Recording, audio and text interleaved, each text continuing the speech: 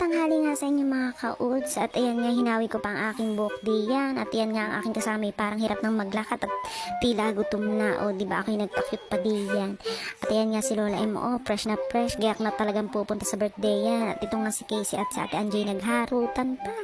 Kasi mga ko natuloy sa Ate Juliet, gayak na gutom na. Ayan nga, kami pumunta na nga sa Super Perry ni Tatay June. At ayan nga, kami magsasakayan na diyan.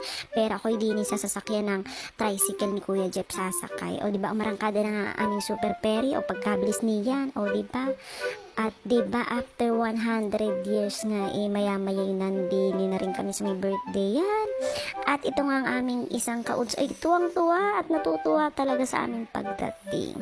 O diba, yan nga ang aming mga ka-uds na si Ate Arlene at ang kanyang asawang si Kuya Cesar kasi sipag. At itong na nga ang gayak na sa birthday yan. O diba, nakapila ng mga ka-uds at nagkukuhaan na ng mga handa. O diba, kayo nagbibideo pa, may paghalik pang gayon si Casey kay Ate Arlene. O diba, kala may galing ibang bansa. Tatay June, huwag kang kukuha ng maraming lechon. Charot. O, diba, yan na nga. At pagkarami na ng bisita, at piling ko nga kami magbuhay-buhay na mano din sa mga handa at pagkakasarap. Ayan, may lechong ulo, lechon, at kung ano-ano pa ba yan.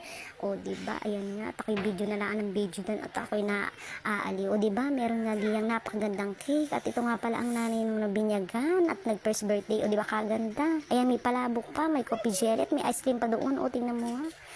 At ayan, diba?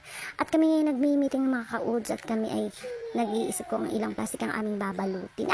Charot! Diba? Ayan nga, kami naghanap ng upuan diyan at kami gayak na kumain diyan. O tingnan mo.